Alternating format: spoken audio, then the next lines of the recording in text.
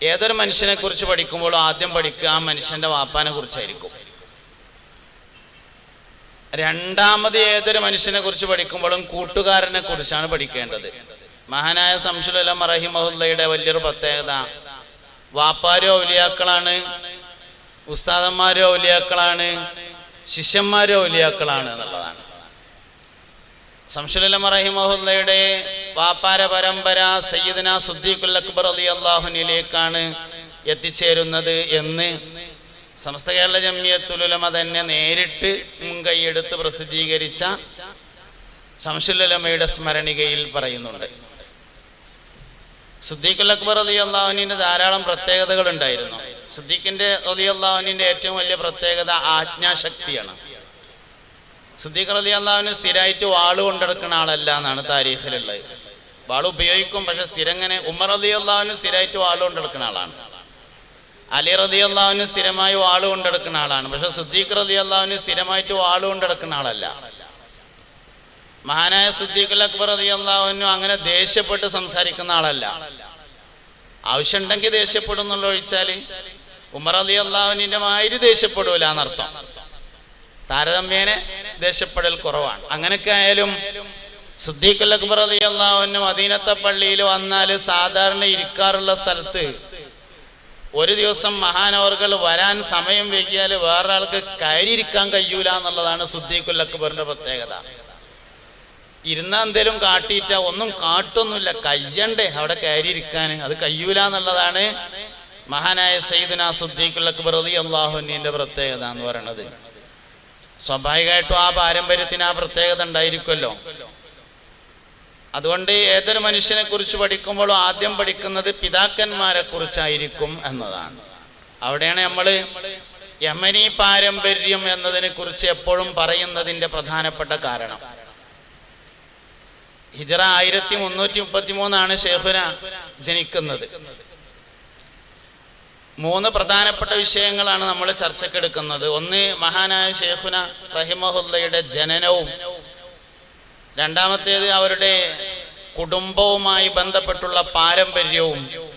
മൂന്നാമത്തേത് അവരിൽ നിന്ന് നമ്മുടെ ജീവിതത്തിലേക്ക് പകർത്തപ്പെടേണ്ട പ്രധാനപ്പെട്ട കാര്യങ്ങളും. മൂന്നാമത്തെ കാര്യം ആദ്യം പറയാൻ എനിക്ക് സാന്ദർഭികമായി തോന്നുന്നു, ബാക്കിയൊക്കെ നമുക്ക് സമയത്തിനനുസരിച്ചും പറയാം. ഒന്ന്, ഉലമാക്കളുടെ സിയ്യ് ഷെയ്ഖുനാന്റെ വലിയൊരു പ്രത്യേകതയാണ്. ഉലമാക്കളുടെ സിയ്യ് എന്ന് പറഞ്ഞത് വളരെ പ്രധാനപ്പെട്ട കാര്യം തന്നെയാണ്. തട്ടാങ്ങര കുട്ടിയമൗലവി എന്ന് പറഞ്ഞിട്ടൊരാളുണ്ടായിരുന്നു, പരിചയം ഉണ്ടാവും പഴയകാല താരീഖുകളൊക്കെ വായിക്കുന്ന ആളുകൾക്ക്. കുട്ടിയമൗലവി ഒരു ദിവസം ഇങ്ങനെ നടന്നു പോകുമ്പോൾ ഒരു വലിയ കുളത്തിൻ്റെ അടുത്തെത്തേക്കിന് മൂത്രമൊഴിക്കാൻ മുട്ടി. അപ്പോൾ അവിടെ അങ്ങനെ ചെറിയൊരു കുറ്റിക്കാടുണ്ട്. ആ കുറ്റിക്കാട്ടിൽ പോയിട്ട് മൂത്രമൊഴിച്ച് കുളത്തിലിറങ്ങി മനരിച്ച്. അപ്പം അത് അവിടുത്തെ വലിയൊരു നമ്പൂരികളെ മനയുടെ വകയായിട്ടുള്ള കുളമാണ്. അപ്പൊ ഒരാൾ കുളത്തേക്ക് ഇറങ്ങിയാൽ സ്വാഭാവികമായിട്ടും അശുദ്ധാവുമല്ലോ. അപ്പൊ കാര്യസ്ഥനെ വിളിച്ചിട്ട് പറഞ്ഞു, നമ്മളെ കുളം മൊത്തം ആരോ അശുദ്ധാക്കിയിട്ടുണ്ട്, അയാൾ കയറിയാലൊന്ന് ഇവിടെ വരാൻ പറയുമെന്ന് പറഞ്ഞു. അപ്പൊ കാര്യസ്ഥൻ ചെന്നിട്ട് ഇങ്ങനെ കാത്തു നിന്നു. കുട്ടിയമൗലവി ഒതൊക്കെ ഉണ്ടാക്കിയിട്ട് കല്ലുമ്മ ഇങ്ങനെ തലകെട്ട് വെച്ചിരുന്നു. എടുത്തുങ്ങാണ്ട് തലയിൽ വെച്ചിട്ട് ഇങ്ങനെ കയറി വന്നപ്പോ പറഞ്ഞു, ഇത്രേ അവിടുന്നാണെങ്കിൽ പൊയ്ക്കോളൂ എന്ന് പറഞ്ഞു എന്നാണ്. അതിനാണ് നമ്മൾ തലകെട്ടിന്റെ പൗറ് എന്ന് പറയാം. ഇതിനാണ് ഉലമാക്കളുടെ സിയ്യ് എന്ന് പറയുന്നത്. ഷെയ്ഖുനയിൽ നിന്ന് ആദ്യമായി മനസ്സിലാക്കേണ്ട ഒരു കാര്യം, ഉലമാഇന്റെ സിയ്യിനെ, വേഷത്തെ ശരിയായ നിലയിൽ പരിപാലിച്ചിരുന്ന ആളായിരുന്നു എന്നത് തന്നെയാണ്. ആഴത്തിലുള്ള ഇൽമ് ഷെയ്ഖുനയിൽ നിന്ന് മനസ്സിലാക്കേണ്ടതാണ്. ഏത് വിഷയമാണെങ്കിലും ആ വിഷയത്തിലെ ആഴത്തിലെ പഠനം. ഞാൻ 8ാം ക്ലാസ്സിൽ നിന്നാണ് ഓതാൻ പോണത്. അപ്പൊ 8ാം ക്ലാസ്സിൽ നിന്ന് ഓതാൻ പോകുമ്പോൾ എനിക്ക് കുറച്ചുകൂടിയൊക്കെ സ്കൂൾക്ക് പോകണമെന്ന് അഭിപ്രായം ഉണ്ടായിരുന്നു. അഭിപ്രായം ഇപ്പോഴും ഉണ്ട്, അന്നും ഉണ്ട്. അപ്പൊ ആപ്പാട് ഇങ്ങനെ പറഞ്ഞു അത് അത്രയൊക്കെ മതി, ശംസുൽ ഉലമയൊന്നും അങ്ങനെ തോനെ സ്കൂൾക്ക് പോയിട്ടൊന്നും അല്ലല്ലോ, അതേമാതിരി ഉണ്ടാവുമ്പോൾ സ്കൂളൊക്കെ കൊണ്ട് ഓട്ടോമാറ്റിക്കായിട്ട് കിട്ടിക്കോളും എന്ന് പറഞ്ഞു. ഞാൻ ജാമിയ നൂരിയ അറബിക് കോളേജിൽ നിന്നും പാസ്സായതിനു ശേഷമാണ് പിന്നെ SLC എഴുതുന്നത്.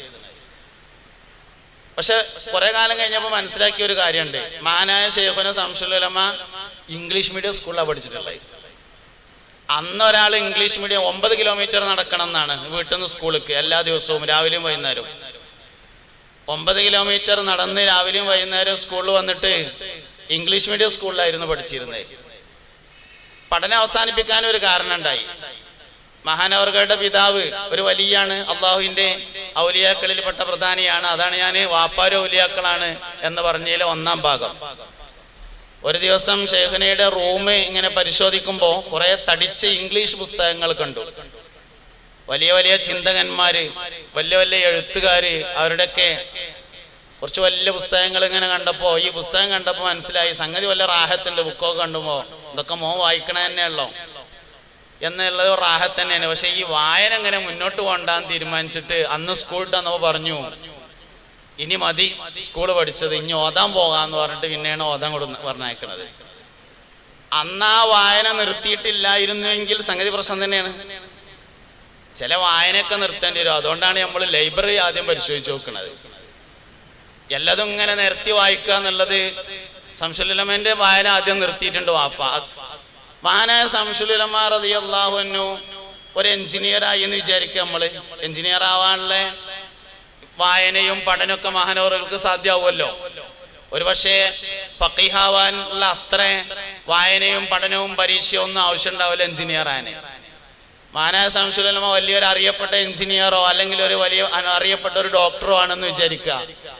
നമ്മളിങ്ങനെ അതേമാതിരി ഒരു ദേശീയ സെമിനാർ നടത്തിയാൽ തന്നെ നമ്മൾ ചോറും കൂടിയും കിട്ടാതെ വരുമോ? അതൊക്കെ ഒന്ന് പരിശോധിക്കേണ്ട തന്നെയല്ലേ. അപ്പൊ എന്തുകൊണ്ട് ആ വായന അന്ന് നിർത്തിയതുകൊണ്ടാണ് ഈ രൂപത്തില് നമ്മളിങ്ങനെ സംഗതി ചോറൊക്കെ കിട്ടാൻ ലേശം വിഷമം ഉണ്ടായാലും സാരല്ല, അത് ആളേറിയിട്ടല്ലേ എന്നും പറഞ്ഞങ്ങാണ്ട് ഇങ്ങനെ വന്നിരിക്കണതിന്റെ കാരണം എന്ന് നമ്മൾ മനസ്സിലാക്കണം. അപ്പോ ചില വായനയൊക്കെ നിർത്തേണ്ടി വരും എന്നർത്ഥം. അപ്പൊ എന്തായാലും അങ്ങനെയാണ് സ്കൂൾ നിർത്തുന്നത്.